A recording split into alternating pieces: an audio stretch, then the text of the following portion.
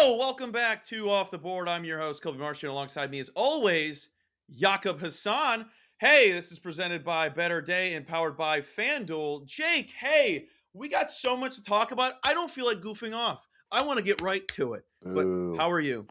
Oh, you want something to goof off? Go ahead, tell me. What are we goofing off about? Tell me. I got nothing right now. I'm sure we'll stumble our way into it. You had a little comment in the group chat that I just chose to ignore, but we could talk about that later. That was all a joke. But no, I mean we'll goof off at some point. There is a lot of baseball that we have to talk about. I am on time. I am present. Both of our connections, at least at the moment, are stable, so we'll work with that while we can. Yeah, no, I'm good. I'm happy to be here. It's interesting that you stole Chris Mack's bit of calling me Jakob. I haven't heard that one in a while, actually. I don't listen to anyone's content, so didn't know that was a thing. Okay. It's just facts. Anything that I do is all natural and original. I've always said you're all natural, which is very brave of you, considering... never mind, forget it. Anywho, the summer of ripping lips has started, folks. We'll goof off. How did you arrive at that? Like, I get you're a fishing guy. We've talked about that on this show before. But, like, and also for the people who are new here, hey, I'm new here. I found you through Al Jazeera. What were the previous summers of prior to this summer? So, the problem why I didn't have those listed is I don't remember last year's. But I remember 2024's being the summer of polos. The summer of polos. Literally. See, the thing is, like, it's impossible for anybody, because you tweet so damn much that it's impossible for anybody to go through your timeline to last summer and find what the summer was. No, you'd be scrolling for hours. To be fair, if it was 2020, 2019, anywhere in the good years of Twitter, you'd have been easily able to search it on the old search. Yes. Because if you try to do search username and then words and tweets, you get nothing. You get literally nothing. It's so bad. It doesn't make any sense. Also, it's so bad. I hate when I'm looking for somebody else's tweet. I'm still calling it tweets. I know it's posts these days, but I hate when I go to look for You don't even have to say that. That goes without saying. I hate when I go to look for posts and it brings up my stuff. Like if it's a hypothetical, Padge is in chat, he's talking about Trout. Say if I'm looking for Mike Trout's homer and I'm just being lazy and I'm like, Mike Trout homer. It will pull up a home run video of mine from circa 24. I'm not looking for this. It's so stupid. It's a horrible website. Shameful plug. I pay for Twitter to get the algorithm moving. You do. It is one of the things I hate. It's going down. My engagement, and I'm not, again, I don't do this for the engagement. I do this for the people that want to have fun, and I just post out to have fun and put out stuff that I do work on. But it is pretty annoying when you're paying for the reason to pay for it and it's not working. That's stupid to me. And I think that's very valid. So why are you still paying for it? I think it's going to come around eventually. Okay. All right, Diamond Hands McGee. Cool, we got it. You still holding whatever Nvidia stock from last year? Is that what's happening? Dogecoin's dead, Jake. Stop talking. Can you tell I don't invest in the stock market? Why don't you tell me what stock market you invest in? Why don't you just tell me what stocks I should invest in? I had somebody ask me that the other day. Who was I talking to? I don't know. Some boomer was like, "Oh, you invest or you play the stock market?" And I'm like, actually, I shouldn't even say that. It wasn't even a boomer. It was my guy Justin. Actually, I just remembered who it was.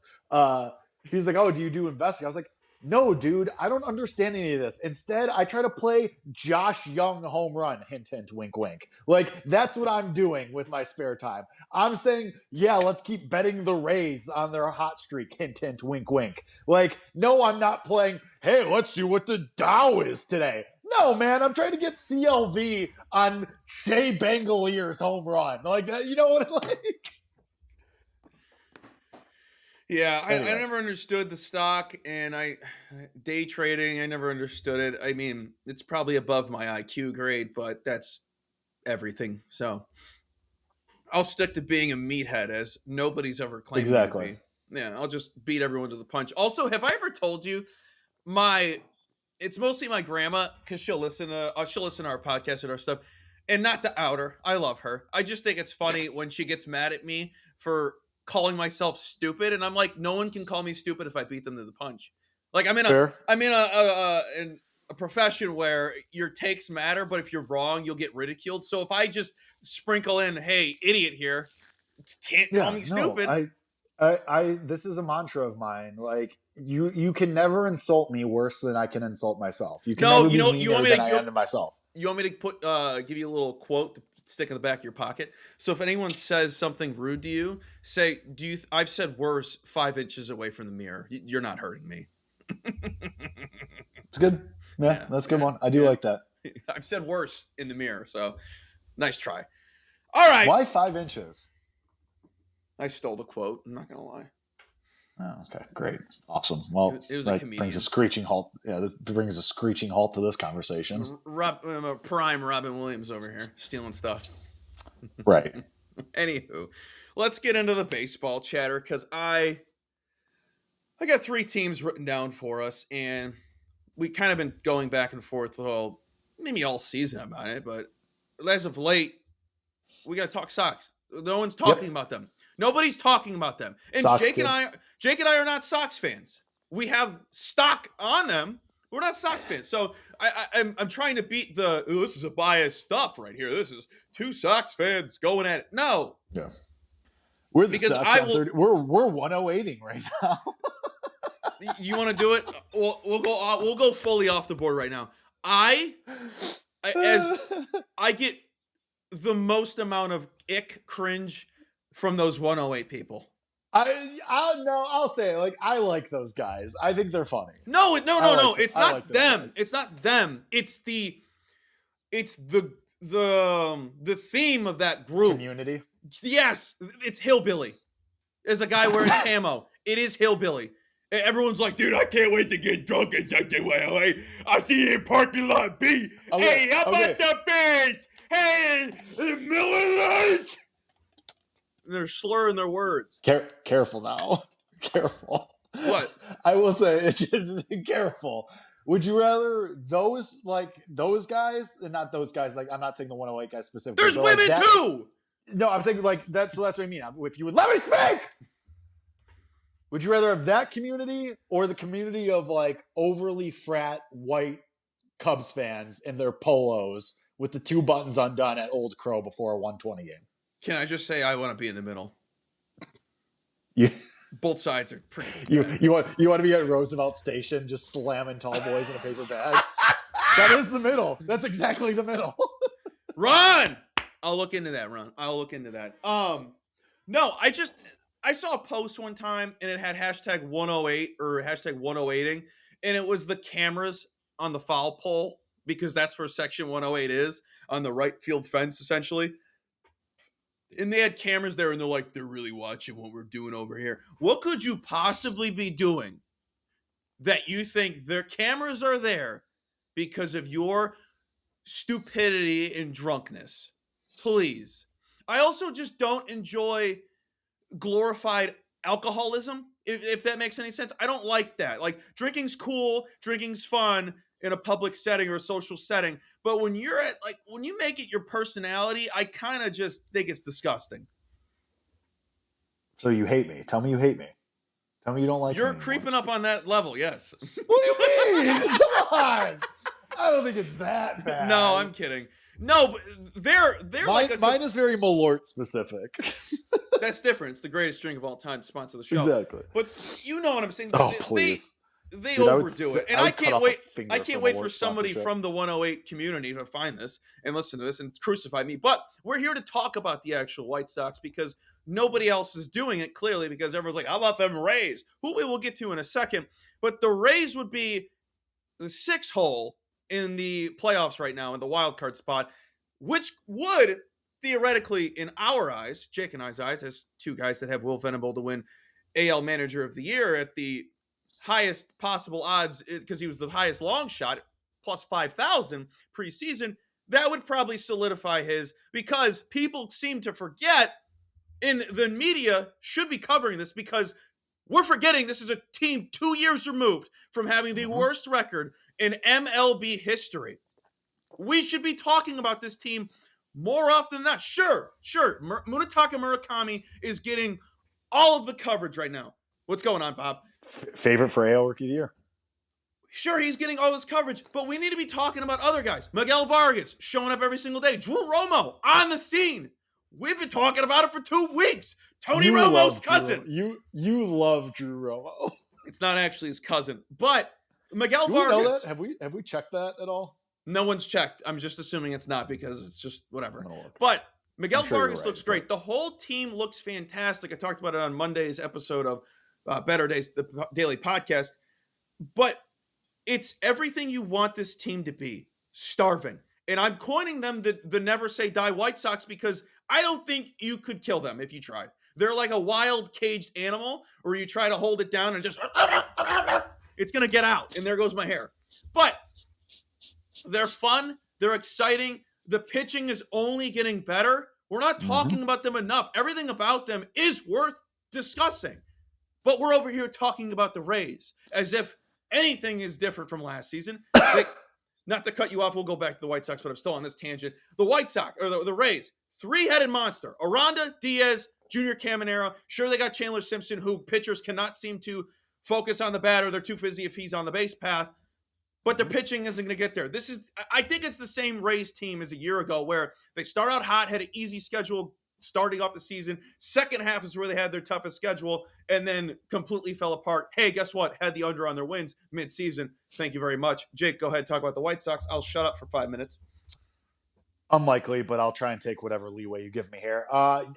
This White Sox team is hitting the ceiling that we had projected for them. Like we had talked about before the year that... Whoa. So that was about, what, 25 seconds? Could anybody you said you were like you didn't doubt them early on. Anywho, that's the last time I mentioned it. I'm overreaction boy. We know this. But going back to our preseason conversations around this team, you and I had conversations that if everything went according, I don't want to say even according to plan, but if everything, you got the 99th percentile outcome for Murakami, where he's the rookie of the year favorite currently. I think he's plus 150, plus 170, something like that in the market. If you got a Miguel Vargas bounce back, like we had started to see at the back end of last year, Kyle Teal got hurt. That kind of put a little bit of a roadblock into things. But now he's on a rehab assignment.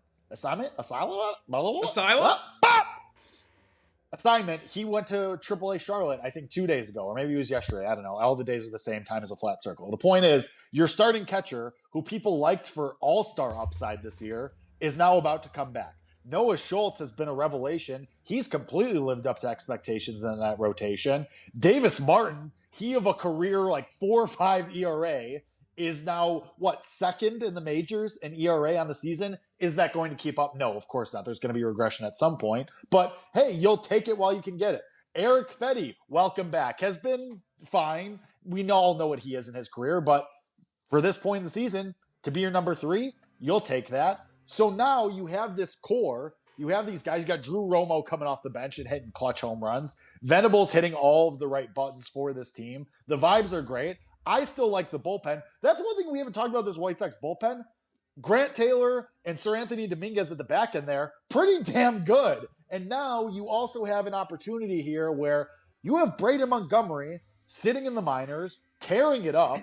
He should be up sooner rather than later so that you can play him in the outfield. Get Andrew Benintendi out of my face. He's a net negative for this team. DFA him, swallow the money. It's over. Let's all just say that it's over. It's okay. It was a mistake. Let's move on with our lives. Get Braden Montgomery up here. And then you have Hagen Smith as well, who could be a top pitcher in this league, who I've talked about for weeks. One of the top pitchers in college baseball a couple of years ago at Arkansas. He's just about ready as well. So you have, we'll make the same point every week. You have top talent reinforcements coming for this team. They should only get better. No, I completely agree. Now, my question for you, and I'm not trying to be a Benintendi backer here, but who would be the veteran leader of that clubhouse? If theoretically he was gone. Couldn't you say Vargas? How old is he? I mean, he's not old, but he's been around. He was on the Dodgers for a couple of years. Like he's not a rookie.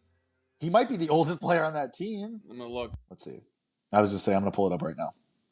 I mean, is it crazy to say? Because also, like, think about it this way: for Vargas, he's been on a championship caliber roster too. Like he's born in '99.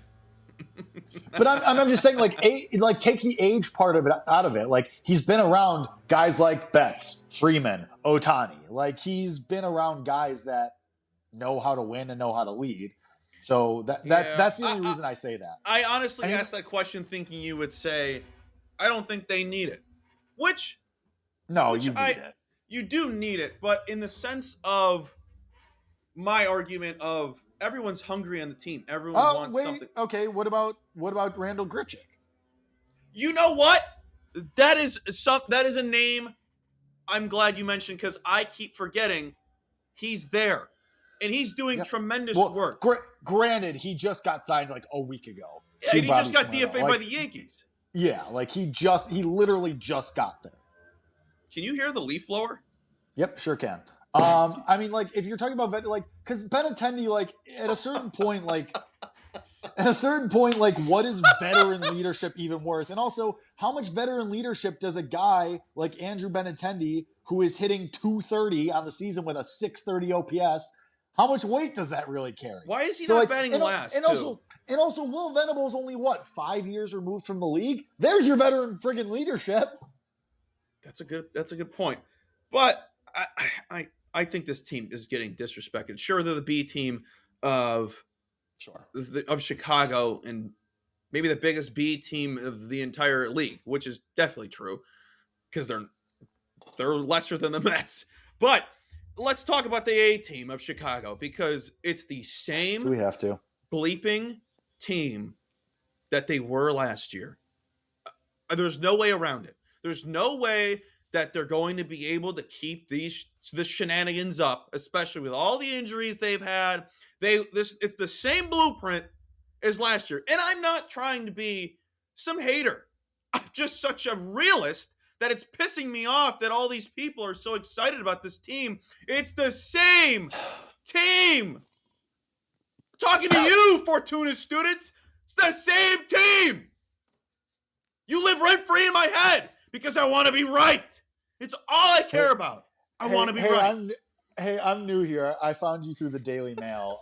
What is this story about? I found you through the Onion. Yeah. Hey, I found you through the Chicago Sun-Times. Anyway, I mean, yeah, this is the same team, and they are still. I mean, it's like we talked about. What was it last week? With emotional betting, like Cubs fans, they're so invested. And to an extent, like I respect it. Like they ride or die for their team. That's great. And I said this even in my Substack the other day, sanshacks.substack.com, by the way. Good plug. When I was talking about NL Rookie of the Year, like I didn't even mention Moises Ballesteros in my Rookie of the Year breakdown because I'm not giving any time or credibility to a guy who A, either doesn't play every day, or B, is getting lifted late in these games for defensive purposes. Not gonna win! So I even said, I was like, as I was typing my little, I was like, before all the Cubs fans come for me and say, oh, what about Ballesteros for Rookie of the Year? Not gonna win. Doesn't play every day. So anyway, I get it. Like, and the biggest part for this Cubs team is like, we're not saying this just to rag on the Cubs. Like, no! We're saying this because they have legitimate, actual warts on this team. And most namely, the pitching staff. Like, even for as good as Edward Cabrera is, even as good as he was, you lost 3-0 to the Rangers in his last start on Saturday. Oops! Oh! Like, Colin Ray, five earned runs and 4 1/3. Oops! Oh, he's not actually awesome? Oops! Oh, oops. Hate that. Like, okay, have fun signing Dallas Keuchel in 2 weeks. Can't wait. Yeah. Who lives in Wrigleyville, by the way? Who lives in Wrigleyville. Found that out yesterday. Yeah, I saw that tweet too. The other thing is just, we're not hating on them. It's just the facts. Like, and then I hate them a little bit. I don't like when a fan base hypes up poop. I don't like to. I'm not cussing Sure. here. Let's put it this way. Let me put it this way. Like A bedazzled piece of turd. everybody else in that division, every other team, Brewers, Cardinals, Pirates, Reds, they're all just happy to be here and be in a division race. They're like, oh wow, we're doing better than we thought. Whereas the Cubs fans are like, yeah, we were supposed to be favored. You guys suck. Like, just enough.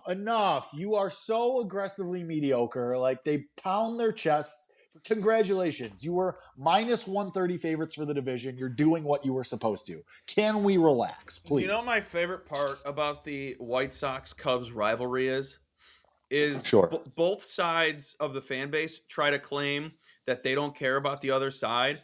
And while they they both care so much. And while they do that, they're just actively living rent-free in each other's minds. Yep. Who are you fooling? You care.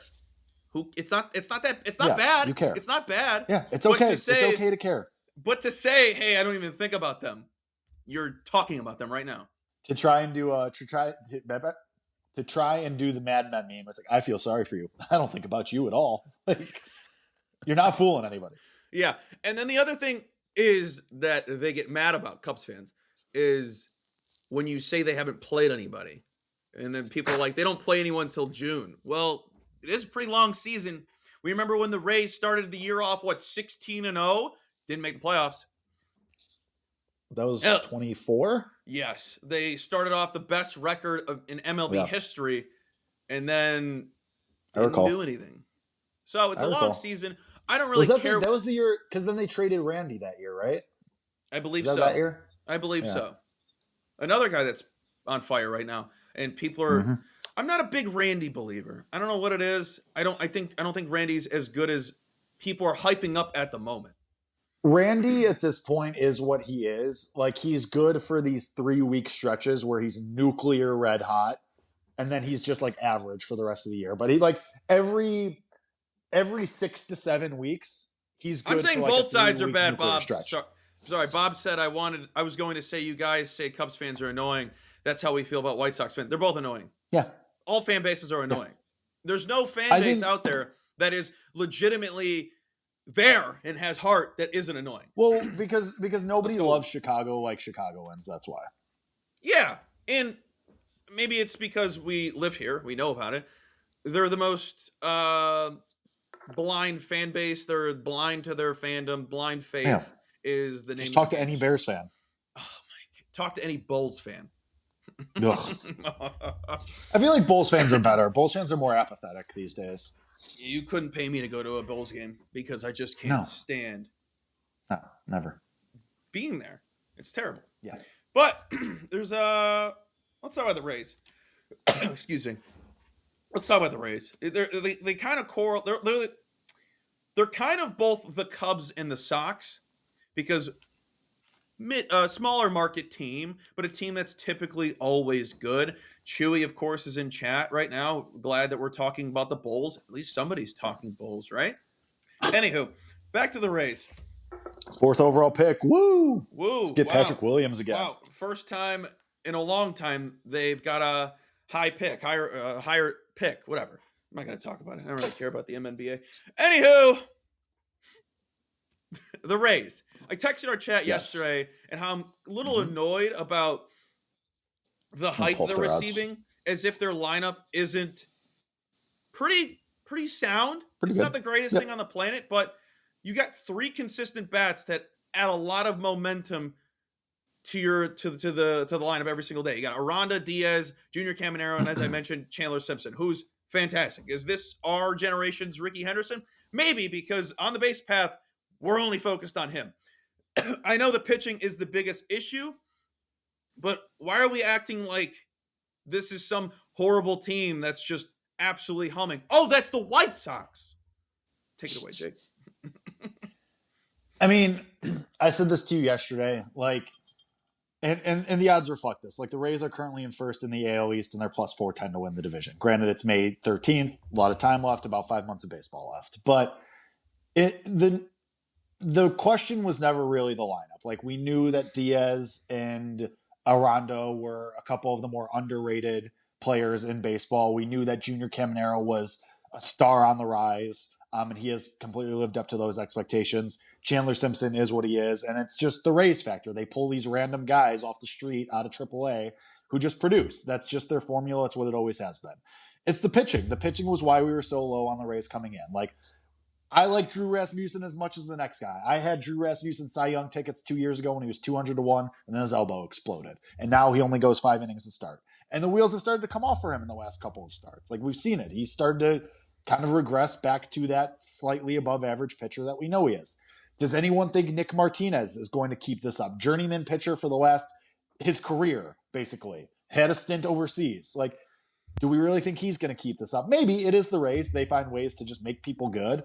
Shane McClanahan. Love the Shane McClanahan revitalization. The last 4 starts have been awesome. Hasn't allowed a run. He's been sick. But you worry that with every pitch, his arm is going to end up in the bullpen. Like, it's just going to fly off his body. So that's a worry. I think that the Rays, if you could promise me they're going to stay healthy, sure, I would bet the plus 410 on them to win the division. But you can't promise me that. And so for that reason, I'm out. They were talking about them on the broadcast. It was the Blue Jays broadcast. Also, they were talking about them. Somewhere an English teacher just rolled over in their grave. Anywho, the Blue Jays broadcast, one of my favorite broadcasts in Major League Baseball. We're talking about how this is probably a stat that I wish I had written down, but their numbers when they have runners in scoring position are just insane right now, and that's something you can't. They just find ways to win. They're not. That's not something you could be consistent with all season long. That's just a hot streak thing. You're not always going to drive in runs when somebody's on base or in scoring position. So, same thing with the Cubs. I think they're due for regression, and I don't see them making the playoffs. Even though I think they're a solid team, I don't think they're making the playoffs. What, you mean the outfield conglomerate of Cedric Mullins, Jake Fraley, and Chandler Simpson isn't doing it for you? No, especially those names. No, I will say, like, the Rays, they'll be good for a trade at some point. Like, I was wondering if they're in the hunt, who would they go after? I mean, they're not going to go like. I saw somebody tweet the other day, like, the Rays acquire Adley Rutschman. Yeah, that's something they would do. Like, it'll be someone like. They'll trade for, like, Ivan Herrera from the Cardinals or something. Like, it'll be bad. No, not at all. But that's their bread and butter. Like, they just go for these, like, Bo Naylor. Decent. That's Bo Naylor. That's a great call. Like, He's horrible. Bo Naylor. He's horrible. Naylor barely know her. Or like James McCann goes on like his 17th team in the last 5 years. Like, it would be somebody like that. Yeah, or a star that's Connor Wong. Or a star that's not a star, but is just making his way out of the league, but has like a little bit of juice left. Like Taylor Ward. Welcome to Taylor Ward. Taylor Ward's a perfect Tampa Bay Ray. Yeah, he would look great at the Trop. Take a photo of him joining the team. Welcome in Mr. Ward with him next to the Stingrays in center field. That's like a perfect. What if the Rays brought Randy back? Honestly, they would sell out the first game he's back because that's it'd be incredible. Who else would they go get? I'm trying to think of something. Adam Frazier. Adam Frazier's a perfect Ray. They have Todd Frazier be a bench coach. Oh, dude. There's actually an easy answer to this. There's actually a very easy dude. Yohan Moncada is a perfect Ray. Moncada is a perfect Ray. They just go and get the 2021 White Sox lineup. Stop. They go get Lou Bob, Yohan Moncada. I will say Jorge Soler fits the mold for the Rays too. Speaking of Angels. I agree. I was going to say that name, but I felt he was too good for that team, and I felt a better contender would go and get him. Agree. Like you could say Mike Trout, but Mike Trout's not going to Tampa. No, not a chance. Like, and we all know, like, Jorge Soler is bound to be an Atlanta Brave in 2 months. So, like, let's just put that done right now. They would definitely go and get somebody from the Angels. They would get Sean. 100%. They'd get Sean well. I think it's Adam Frazier. That's the final answer. Adam Frazier. Oh my god. Or like if the Giants are actually going to sell off some of these guys, like Hassan Kim. Rays would. Or no, that's on the Dodgers. Jung Ho Lee. Jung Ho Lee. Jung Ho Lee would be a great Ray. And an outfielder. All right, sticking with that team, we got to talk the big fella. We got to talk about the big fella. Are they getting rid of him with that contract, or are they just going to eat that until he's 36 years old? Well, so it depends, because like if they want to get so for those who are uninitiated, the big fella, quote unquote, is Rafael Devers, and we're talking about the Giants. Mm-hmm. I mean, if the Giants want to get any prospects back, they have to eat the money, or if they want to get rid of the money, then they would have to take like nothing back prospect wise. Like it's one or the other. Why does Rafi Devers on the Rays sound perfect?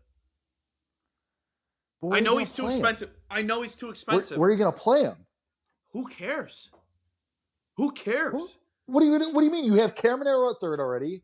What are you going to play? You're going to play Aranda. Who's the DH? What? Who's the DH? Diaz. So you'd have to play Aranda or Diaz at second base. Diaz plays first too. Diaz is like a utility guy when he plays. Right. So like I think he has played second. I forgot about that duo. Unless you're gonna throw. I'm gonna say it one more time for the fourth time, apparently. Mm-hmm. Unless you're gonna throw Diaz in the outfield, because I think he's played the outfield as well before, like once. It always throws me off when I look at Diaz's age being 36. It's insane. He's 34, dog. Same thing. It's pretty much the same age to me. Is it? Sorry to all the 36, 40-year-olds out there. He's just if I was a GM and I needed somebody of now you got me jinxed. Somebody of Rafael Devers' caliber, I wouldn't want him because nobody wants him. The teams he's been on because the thing is too, like, the Rays aren't gonna eat the money, so they would theoretically be willing to give you prospects. And Aranda has played a little bit of second, so I guess you're playing like. If you do this, that's a big boy at second base. 6 foot 215. He is not 215. Aranda is about 245 easy. As a former 230 plus, I know what it looks like. Listen, brother, same. But I'm just saying, like, the Rays actually do kind of match up because they're not going to eat the money. That's not how they roll. So they'd probably be willing to give you prospects. Like you're talking about, probably not Carson Williams because he's too high profile. Same thing with Brody Hopkins. Maybe. Well, I guess if you're eating all the money, they would have to maybe Hopkins. The Rays who would want Devers? Who would want Devers that would benefit from Devers? I don't think there's anyone. Unless he's the type of guy, or he's in a mindset right now where he's just not happy where he's been over the last 2 years and needs to find a happy home. But I don't think there is a happy home for Devers because he's given vibes of James Harden right now. So that was going to be my point with the Rays. Like the Rays probably don't want him because they have like a nice thing going. They have a good vibe going. Like they're having fun. So why potentially bring in Rafi Devers and just nuke the entire locker room, basically? Like it would have to be a team. Honestly, it would have to be, no, that doesn't make sense. It would have to be a team that's desperate, honestly. Like it would have to be like a Detroit. Like it would have to be a Cubs. It would like a team that like is I would love that. I would love that. Trying to shove the window open and make the most of this opportunity. Because, like, Detroit knows, especially because they're trying to have this Scooble scope, like they're trying to rush him back because they know the window's open right now. They're desperate. So it would have to be like a Tigers. It would have to be a team like the Cubs. It would have to be a team like friggin' It's not. Imagine him on the Mets. No. So I was going to talk New York. I was going to wait for a New York opportunity. So I was listening to a clip from WFA in New York. They were talking about Rafael Devers going to either the Mets or the Yankees. And do you think that organization is going to add another star with a bunch of dough wrapped around him? Why not? They're already struggling. They're not going to add. Cohen's not going to add another guy. And then I don't know the host's name, so it's with Tiki Barber. So The other guy said, Sean Marash? "No, I know Sean. So it's not Sean. Also, his Instagram every day with like his list where it's like, it's the like a Latino guy saying, here, I'll find it. Hold on. It's so catchy. It's not that important. Sean Marash is in the booth. Somebody hide the queso. That's hilarious. Evan Roberts, thank you, Matt. Evan Roberts said that Devers would be good on the Yankees. I disagree. I think you'd be an absolute train wreck. I think it would be a train wreck. You because you mentioned the Rays having a good thing going right now. The Yankees have a good thing going right now. And they're such a delicate little flower of a lineup and just an overall team every single year where the littlest things throw off the feng shui. Devers would absolutely destroy that. And he would be another defensive liability at first base because obviously they would shove him at first. And then they would keep Rice behind the dish, going back and forth between possible days of DHing. But I would not want Devers. No, Devers would suffer from Jazz Chisholm syndrome where he would just crumble. But I wasn't saying the Yankees. I was saying the Mets. No. I don't think that, and that's what they talked about in that clip too, that they wouldn't pay for it. And I agreed with that. I don't think they're going to add another superstar that's going to underperform. Yet they're paying him. Let me throw one more. Let me throw one more out there. Let me throw one more out there that doesn't care about money, super desperate because they know the window's open. The Padres? No. Stay East still. Phillies. Oh, God. You know, the Giants would take Alec Boehm back for sure. Do you know? Because the Phillies, like, one last gasp. You fired your manager. This is probably your last shot at it. Where would he play? Third. They're going to send him back to third. You'd have to. Yeah. Unless you're throwing Schwarber back in the outfield. So, that's a defensive liability as well. But wouldn't that be so Phillies? Wouldn't that be so Phillies to one last gas, try to squeeze the last bit of superstardom out of Devers before you blow this whole thing up in the offseason? Who's another team that can't say no to ending an era, even though it was never a championship caliber team? I mean, the Phillies were, but I'm trying to think in basketball or something or another MLB. Oh, you're thinking of another sport? Yeah, I'm trying to think of an organization that's doing anything they possibly can, essentially just to make the playoffs. Might be the Bulls. Are the Phillies the Bulls? Minnesota Vikings. I don't think NFL works. The Steelers. Yeah. The Steelers. Yeah, that's a good one, Matt. Good one, Matt. Matt said the Steelers. That's the one. That's it. Because, but I mean, we also said it. But also, like, we said the ones in Major League Baseball: Phillies, Giants, Mets. Those are the three. I could see Rangers. him being a Philly. Him in the pinstripes might look pretty good, but it might not look good around the waistline. I think the Phillies are the team that's desperate enough to try it. Would Devers look good in pinstripes? No, it would accentuate his gut too much. Yeah. He would probably have to put in a bigger chaw so people would notice him more. Would have to take away. It's not a bad opinion. I don't think you're wrong. He's like, don't look down. Here, hold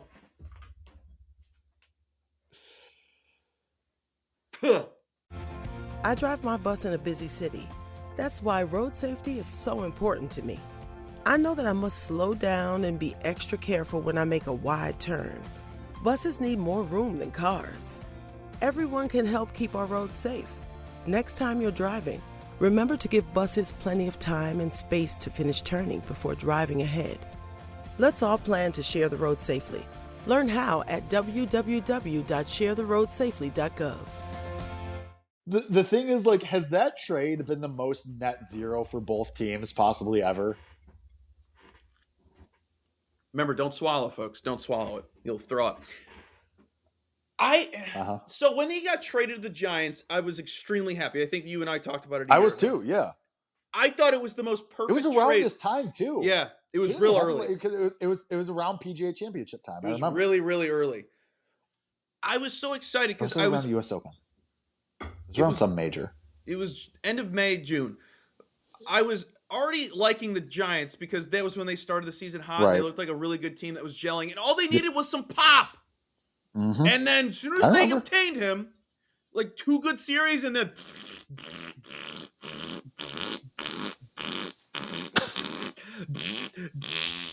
crap. Jim and chat, Tampa to win the AL East. We said no. 4-1. Again, if you could promise me that the pitching is going to hold up, because at some point you're going to need starts from Steven Matz. Does anyone feel good about that? I don't. So it's like, if you could promise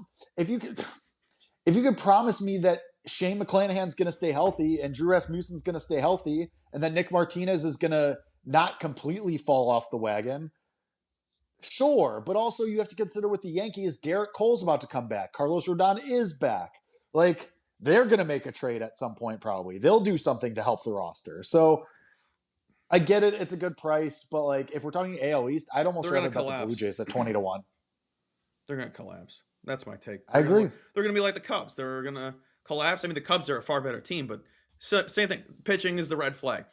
But back to the Devers chat, because I just want to end it on that trade, because it was a perfect trade. They needed bats, and then nothing happened. And then, oddly enough, both sides. Oh, at the time we were all we were all saying, "Way to go, Buster Posey! This is great. You're being aggressive." Also, hilariously, go ahead. I was just saying, hilariously, since the Giants traded Patrick Bailey away, they're hitting 485 as a team. Very funny. Continue. What did Jim say in the chat? Jim said the Yankees bullpen no good. Okay, compare their entire team to everyone else in the East. They're still the better team, and there's no bias in there. They're the better team. The AL East sucks this year. Sucks. But yes, the Rays, to Jim's point, the Rays do just find ways to win. They always and part have of it done is, that. I mean, they're winning games with Griffin Jacks as a 3-inning opener. It's. But do we think it's sustainable? As of May 13th. No, that's the thing. As of May 13th, it is not sustainable. It's just not sustainable. Yeah, I agree. All right. We got a lot to talk about. Probably. We could be wrong. 40 minutes in, we'll get to our bets in a second, but we got to touch on 2 guys that are not making the rounds around the media circuit. Number 1 being Shohei Ohtani can't hit a baseball. Sure, he homered yesterday. Sure. But also, Cal Raleigh, worst hitter in baseball? I also heard they think he has an oblique injury, so he's probably dealing with something and can't get a full hack in there. But if he's obliques are tough too. Obliques are really tough. Where you stay away. You can't do it. You can't do anything. And he bats from both sides. So honestly, he's If we talked about Shohei being a liability last week because he clearly just wants to win the Cy Young. I'm probably not going to take another Shohei bet until he becomes God again. So don't look for Shohei props anytime soon because I don't think it's worth it until he starts heating up again, which he probably will. It's Shohei Ohtani. But Cal Raleigh should be on the IL. On the IL. The team is not going to they're not going to That team's cooked. I still think they're a decent team without him right now. I think they're worse with him in the lineup. Oh, 100%. He's a liability. Yeah, so, I was trying to say that. He's a liability. Why not put him down? Who's their backup? Mitch Garver? Put him down. Yeah. Mitch Garver's been fine. Mitch Garver's fine. He doesn't know how to challenge a pitch. Dude, he challenged Happy Kentucky Derby. We're putting Cal Raleigh down like a horse. It's not what I meant. Put him down on the bench. Mitch Garver. Just say bench him. Mitch Garver challenged 2 pitches that game I watched a couple weeks ago, and he could not have just been. He was I think he was so pissed off that he got the first one wrong. It's 3 pitches later, he's just tapping his head. Just tried it again. Run it back. There go 2 challenges for the Mariners. But he can't hit anything. I don't endorse people betting Cal Raleigh under hits because I think he's due for at least something to get through. But he can't get full extension. He's not going to have that pop.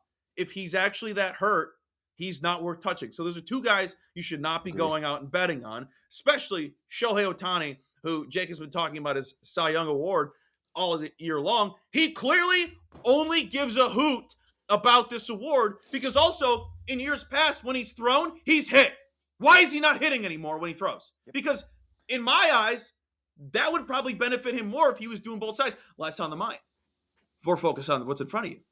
Come on. So we talked about this in our group chat, and Dave Roberts is telling you that Shohei Ohtani is not going to hit on daisy pitches or the day after. So he's missing at least 2 games a week now. That's dumb. I don't even think it's... Also, Colby, we should talk about this right now. Did you have any bets for Yankees, Orioles, or Angels, Guardians? I have no day games. I have no day games. I did not have anything in those games either. Great. That's done and dusted. We can move on with our lives. Yeah, I mean, Dave Roberts is telling you that Shohei Ohtani is not going to be playing 2 games a week. Or not hitting, I should say. Yeah.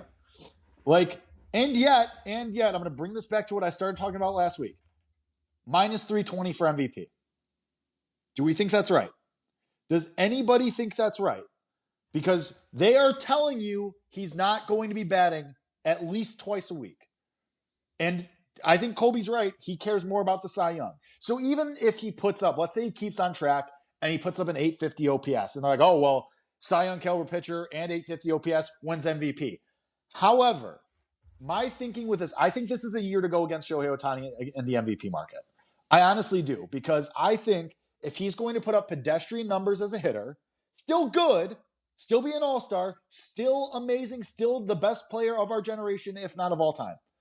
But if he's going to be focused on pitching, and pitching is going to be his calling card this year, I think there's a chance that the voters say, hey, there's an award for pitching. If we want to reward Shohei Ohtani, let's give him the pitcher's award, and we can use this opportunity to go elsewhere in the MVP market. Now, the problem, of course, here is that Paul Skeens is going to go out there and throw 8 shutout innings of 1 hit ball with 10 strikeouts. That's a problem. And that's why he's your favorite right now at plus 145, where Shohei Ohtani is plus 850. Yes. But my point being, and this is kind of what I was talking about last week when everyone got really mad at me, you can take some shots against Shohei Ohtani in the MVP market because right now he's minus 320. And does anybody think that's right? Now, I'm not saying go bet Matt Olson at plus 750. Maybe he wins. He was 12-1 last week. Keep in mind, 12-1 last week. He was 12-1 last week, yes. And maybe he wins. But I'm more inclined to go with Elliott 27-1. Wrote that in the Substack. It's on sacks.substack.com. Maybe there's somebody else who hasn't presented themselves yet. Maybe it is Juan Soto at 35-1. Maybe it's Ronnie when he comes off the injured list. Maybe it's somebody in those 100s. Like, maybe there's time for somebody to present themselves as an MVP candidate later. Mm-hmm. But all of this to say, I think this is a year to go against Shohei because minus 320 is not correct. I completely agree. I mean, like you said, could be the best baseball player of all time. Could be baseball player ever that we get to see with our own eyes as we live and breathe.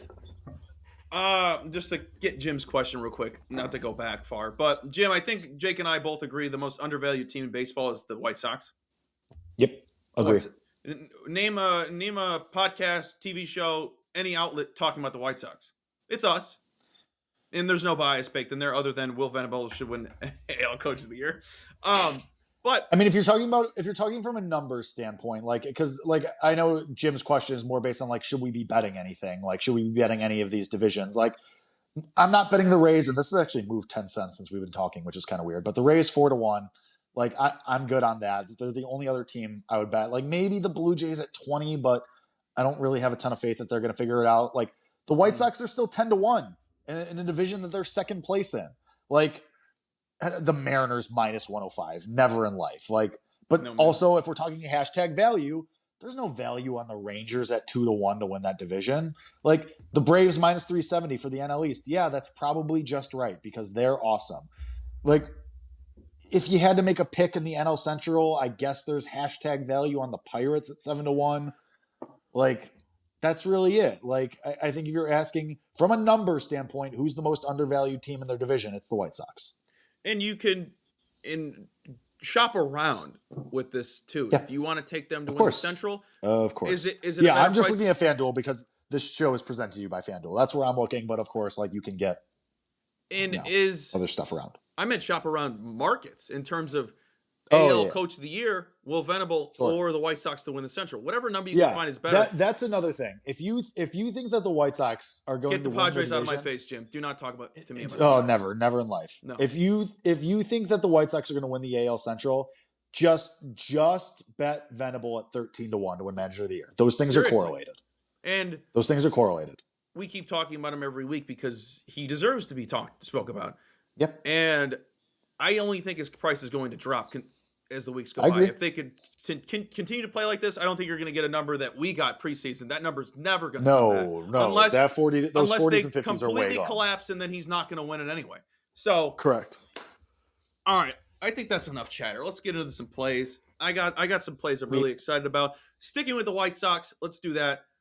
I like Mooney today. I'm taking his hit at $1.55. If you don't like the price, you don't like paying the juice, I did. Pair him with somebody I talk about or Jake talks about, throw a little hit parlay together, get some plus money. But I also added his home run at 325. Mooney, against 81% of Lugo's pitches, has at least an OPS of 1010, WRC plus of 188, and is making at least 57.1% hard contact against all of his pitches. Now, 51% of Lugo's pitches are below league average, according to Fangraphs. Against the last 30 left-handed hitters he's faced, 27.8% ground ball rate, 44.4% line drive rate, 55.6 hard contact allowed. He's had 18 elite ratings according to batters-box.com. Records a hit 66.67% of the time. Homers 50% of the time. He is the second highest rated hitter on the day. Mind you, how many at-bats has he had? So it's all about what he's done over the last 3 years. He's only had, 100 at-bats to kick off the year. I don't know what it is, but it's a small sample size, but I still think it's a great spot for Mooney to at least do the bare minimum. Sticking with the White Sox, I have playing that game too. Mine's simple. If you're going to keep giving me the White Sox as dogs at home, I'm just going to keep betting it. And it's a minus price dog. They're minus 104. The Royals are minus 112 or thereabouts. Yeah. Still going to take it. Noah Schultz has been awesome. Noah Schultz has completely lived up to expectations. We talked about him off the top. Lugo's been good. He's having another good year, but I like the vibes with this White Sox team. I trust their offense way more than I trust the Royals offense right now. And the Royals too, 6-13 on the road this year. That's a horrendous number. So I'll take that. I'll take the White Sox. I'll keep riding them. And it's a beautiful day. Let's see what happens. And it's a beautiful day. And it's a beautiful day. Oh, and I'm bleeding a lot. Wow. Let's go to, I'm taking Jake Hassan to go over his bases today. I got it at plus 135. And Hey, I'm new here. I found you through the Onion. What's betting on Jake Hassan? 1 second. According to Pickett, I bet you twice today. Let me cash out one of these. Nice. Okay. I guess I'll just explain the bet. Hold on. I took his home run price at 410. Love that. He's taking on Christian Scott, who does have a small sample size, and I used his entire career to weigh it out, see if I really liked it. But I really do, because Scott does not give up ground balls. 33% ground balls against left-handed hitters in his career, 20% line drive percentage, 46% fly ball rate. Left-handed hitters have a 283 batting average, 469 slugging, 355 WOBA.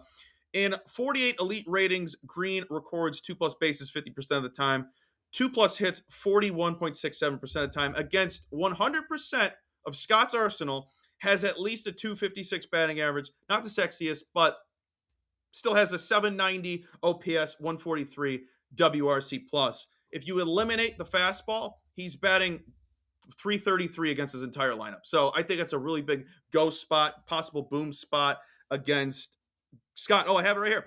Against 40% of his arsenal, 333 batting average, at least 956 OPS at a 175 WRC plus. I think it's a Green Day. And I love Green Day, the band, great band. I don't typically like betting Green. I think he's kind of inconsistent, but a spot like this where a guy doesn't give up many ground balls, I want some fly ball, and he's a 60% fastball pitcher. Yes, please. Thank you. Take it away, Jake Hassan, a.k.a. Riley Green. Yeah, for those of you, the uninitiated, there's a bit on this show that I look like Riley Green, and so Colby likes to say when he's betting on Riley Green, Chat, let me he know. bets on me. Let me know, chat. I Colby said it. Robbie Triano, formerly of 670 The Score, also has said that to me. So I don't know if I had a nickel for every time somebody said that to me. I'd only have 2 nickels, but it is weird that it happened twice. Elsewhere, I have nothing in that Tigers Mets game. I did think about going with someone for a home run. I ended up not doing it just because I couldn't find any angles that I particularly liked. I'm just going to be honest with everyone. I like a ton of horrible dogs today. I'll start with the first one. I like the Nationals on the first 5 against the Reds. Nick Lodolo is rated as elite on batters-box today. It's his second start of the year, and it's second start off the injured list, and it's in the small park, also known as Great American Ballpark. I don't really agree with that. Jake Irvin is a bad pitcher, but he's way better on the road. 3.50 ERA on the road as opposed to an 8 ERA at home. So I'll back him. I think Lodolo is clearly still knocking some rust off. I'll take the Nats on the first 5 money line, plus 130. Really like it. I'll add on to that for you because I saw this and it was intriguing to me. Lodolo has the highest expected ERA on the season among today's starters. Oh, is that it? Yep, that was it. I don't have the number in front of me, but I knew he had the highest because I was curious. I got one more. Very cool. Okay, great. It's Bangaliers Day. Jake alluded to it out the gate, spoiling my bets. But it's It's called a tease. Langoliers. Folks, I am obsessed with this play.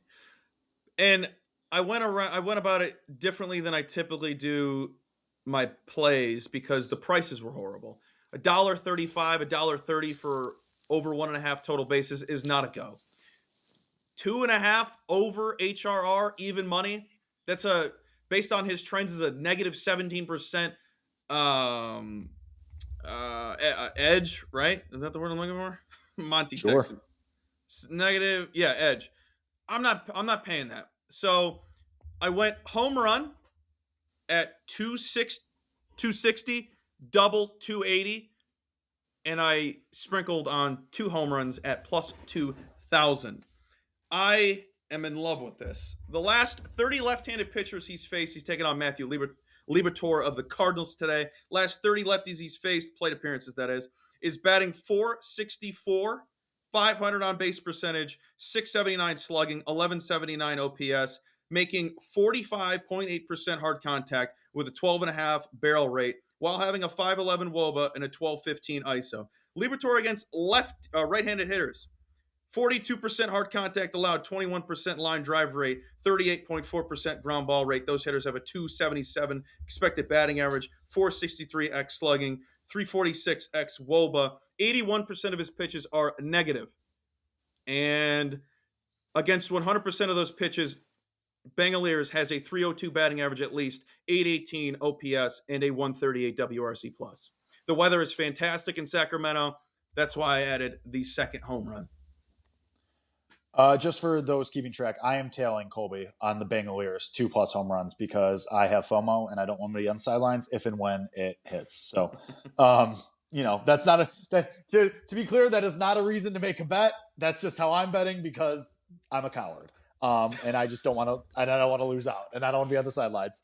FOMO. I'll call it what it is. Yeah. I have a couple more, Colby. Right. If you'll allow me the time. Nope. Thanks. This is just a complete bounce back spot. This is Jakey narrative. I have no numbers for this, but I'm going to go the Rockies on the money line and a bounce back spot after they get absolutely manhandled by Paul Skeens last night.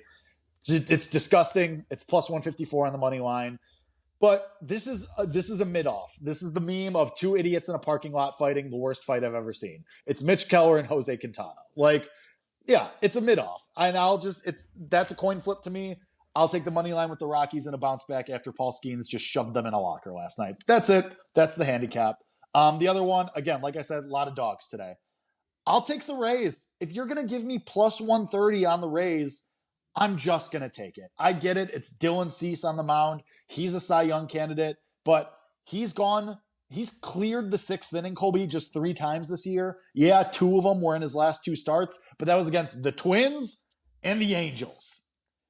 the Rays are a little bit better than both of those teams. Mm. So I'll take the Rays if you're going to give me the value there, if you're going to give me the hashtag value. If Cease does what he usually does and only goes 5 innings, 5 and a third, that's a lot of game for the Toronto bullpen to get through against this Rays lineup.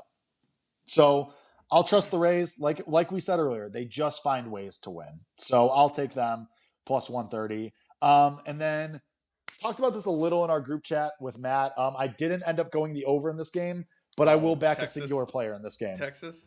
I'll back a singular player. Please be Burger. Please. No. Josh Young is like way back. He's been really good this year. Like he looks like an all-star man. He's hitting 320. Over 1.5 total bases is plus 115. And the home run is plus 540. I like both of those. Ryan Nelson has been better on the road than at home, but I don't trust him at all. He's a fly ball pitcher. Young has been good. He's hitting 320. He's also raking at home. 365 batting average at home, 997 OPS, 3 of his 5 home runs at home. He also, very small sample size, good against Ryan Nelson. 3 hits, 6 at-bats, 707 expected slugging percentage. For Young, for the bases, for a guy that's looked like an all-star again, he's got a strong rating on batters-box across the board. I'll take Young over 1.5 total bases plus 115, and Jakey Rakes just for funsies home run play of the day plus 540. I love having a wager on a game that's at Globe Life because of the cameras. The cameramen are just in the worst spot. Yep, and any that's terrible. Routine pop fly looks like that ball is going to Mars. Like it'll be a routine fly and you'll have someone to hit a home run and you'll be standing for a ball that's barely past the shortstop. You'll be like, oh my God! Oh my God! And the camera's like, oh, and then you just look like a buffoon and you got to sit back down on the couch. Like, ah! Literally just.